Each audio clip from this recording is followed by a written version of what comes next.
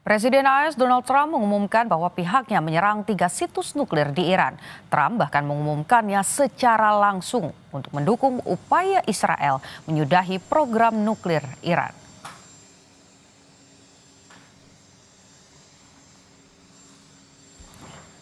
Mengatakan serangan yang sangat berhasil terhadap 3 situs nuklir di Iran telah dilakukan. Trump menyatakan keberhasilannya dalam sebuah postingan di akun media sosial X. Selain menyatakan serangannya terhadap Iran, Trump juga menambahkan pesawat militer yang telah menyerang Iran dalam perjalanan pulang dengan selamat. Trump juga mengucapkan selamat kepada prajurit Amerika yang hebat. Tindakan itu dilakukan setelah Israel dan Iran terlibat pertempuran udara selama lebih dari seminggu yang mengakibatkan kematian dan cedera di kedua negara. Israel melancarkan serangan terhadap Iran dengan mengatakan bahwa mereka ingin menghilangkan kemungkinan Teheran mengembangkan senjata nuklir. Iran berpendapat bahwa program nuklirnya untuk tujuan damai.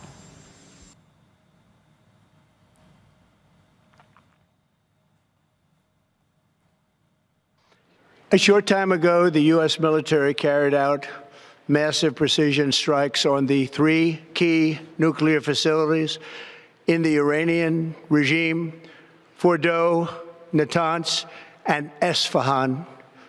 Everybody heard those names for years as they built this horribly destructive enterprise. Our objective was the destruction of Iran's nuclear enrichment capacity and a stop to the nuclear threat posed by the world's #1 state sponsor of terror. Tonight, I can report to the world that the strikes were a spectacular military success. Iran's key nuclear enrichment facilities have been completely and totally obliterated. Usai serangan AS ke situs nuklir Iran, Benjamin Netanyahu, Perdana Menteri Israel, mengucapkan terima kasih kepada Presiden Trump dan Amerika karena telah berani bertindak dan menunjukkan kekuatan. Congratulations, President Trump. Your bold decision to target Iran's nuclear facilities with the awesome and righteous might of the United States will change history. President Trump and I often say, peace through strength. First comes strength, then comes peace. And tonight, President Trump and the United States acted with a lot of strength. Saudara, rombongan gelombang pertama WNI yang dievakuasi dari Iran tiba di Azerbaijan. Inilah foto-foto WNI yang dapat dievakuasi dari Iran. WNI berkumpul di kantor perbatasan Iran dan Republik Azerbaijan sejak Jumat 20 Juni. Kantor perbatasan ini terletak di kota Astara, sekitar 300 km dari Baku, ibu kota Azerbaijan.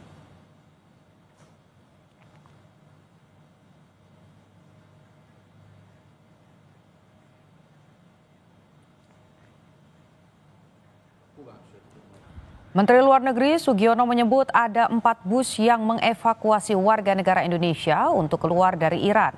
Ada 97 WNI yang dievakuasi tim dari Kementerian Luar Negeri. Sugiono menjelaskan WNI yang akan dievakuasi dari Iran saat ini adalah WNI yang sudah berkomunikasi dan bersedia untuk keluar dari Iran. 4 bus yang bergerak ke arah perbatasan negara tetangga lah ya. Saya kira itu. Mungkin sekarang udah sampai di perbatasan. Melibatkan TNI juga ya Bang ya? Melibatkan TNI. Enggak, sejauh ini masih dari pihak Kementerian Luar Negeri. Ini dievakuasi mahasiswa apa seluruh WNI yang tinggal di sana? WNI yang sudah berkomunikasi dan bersedia dievakuasi. Berapa jumlahnya Pak? Kalau seluruh WNI itu 386, kalau saya tidak salah yang terdaftar ya. 97. Yang sudah dievakuasi atau belum? Yang bersedia dievakuasi kan bertahap. Di tengah konflik Iran-Israel, Amerika memutuskan untuk mendukung Israel dengan mengebom 3 situs nuklir Iran. Seberapa besar potensi konflik kian meluas dan mempengaruhi dunia? Kita langsung berbincang dengan pengamat hubungan internasional dari Universitas Parahyangan, Kisino Bawono. Selamat siang, Pak Kisino. Selamat siang, Mbak. Potensi apa saja yang akan terjadi setelah Trump mengumumkan akan membantu Israel melawan Iran?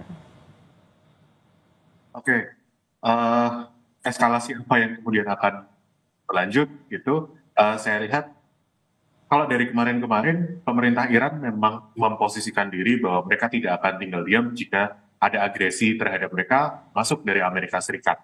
Eh, Mengutip dari Jerusalem Post gitu ya, pemerintahan Iran memang mengatakan bahwa aset-aset Amerika itu akan menjadi legitimate target untuk serangan balasan dari Iran. Nah sekarang kemudian yang kita tunggu itu ya, karena kita tidak tahu seberapa kuat Iran sekarang setelah mereka diletakkan selama beberapa tahun terakhir dan beberapa hari terakhir, retaliasi apa yang akan mereka lakukan ke negara-negara tetangga. Negara tetangga ini, kenapa saya bilang gitu? Karena beberapa aset Amerika Serikat itu ada di sana seperti military bases dan semacamnya. Lalu di sisi lain yang kemungkinan sudah akan terjadi, kemungkinan akan dilakukan adalah gangguan supply di Selat Hormuz. Itu ada di selatan Iran, di mana 30% minyak mentah dunia itu kira-kira per hari lewat di situ. Dan kalau Iran masih cukup kuat untuk mengganggu bahkan menutup Selat Hormuz, maka ya gangguan supply global, terutama dari minyak, kemungkinan besar akan terjadi. Dan kenaikan harga minyak mungkin juga terjadi seperti yang diungkapkan oleh The Economist, begitu. Oke.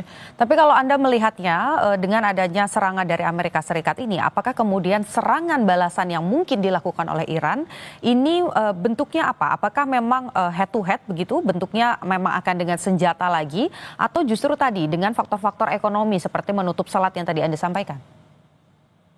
Oke, apa yang akan Iran lakukan?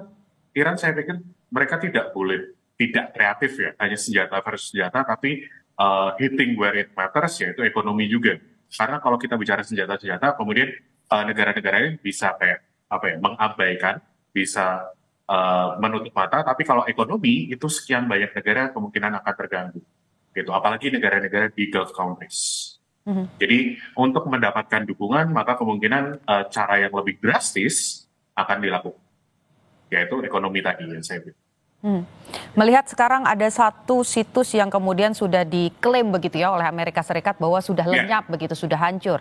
Artinya kalau kita lihat dari kekuatan militernya sendiri, seberapa besar potensi Iran ini bisa yakin atau percaya diri untuk memberikan serangan balasan? Karena Anda tadi sampaikan kan harus punya bergen yang lebih tinggi untuk bisa membalas itu. Kita tahu sebelumnya Fordo ini tidak tersentuh oleh Israel.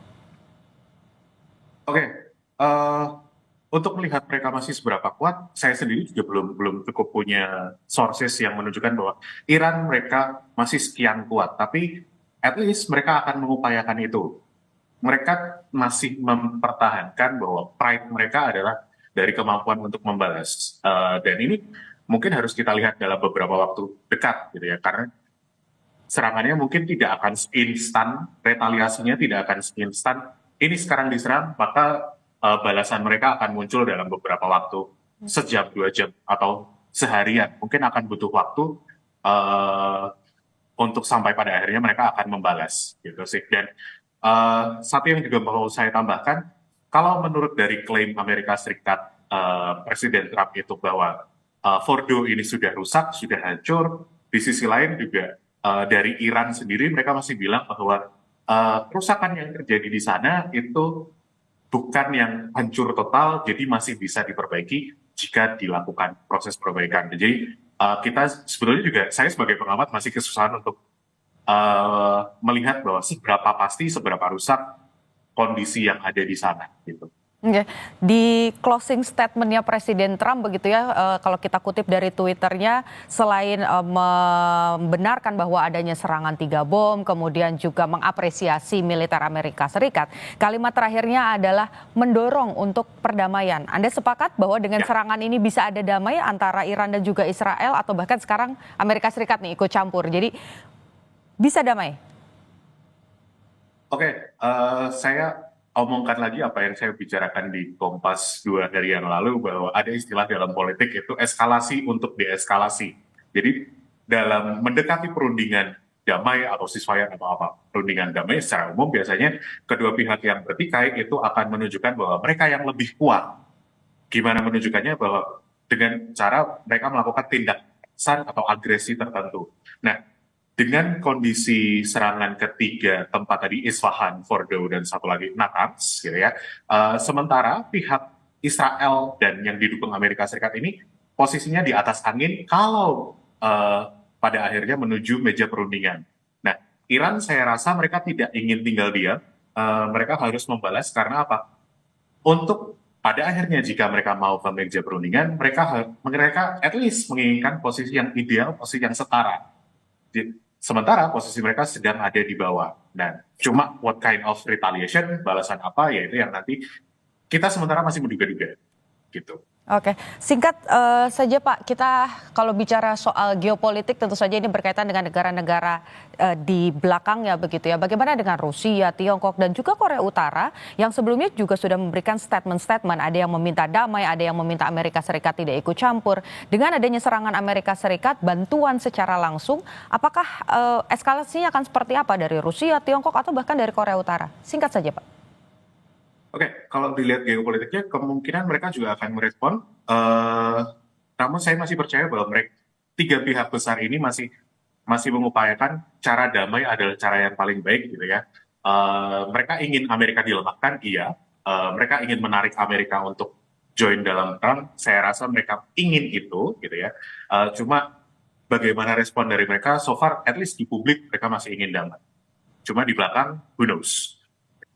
Oke baik, berarti kita masih menantikan apakah buntut atau eskalasi dari serangan Amerika Serikat ini apa betul seperti arahan dari Donald Trump begitu ya, bahwa nanti akan bisa damai atau justru mengeskalasi lebih besar lagi. Terima kasih pandangan dan juga pendapat-pendapat Anda tadi berbagi dengan Kompas Siang, pengamat hubungan internasional Universitas Parahyangan Kisino Bawono.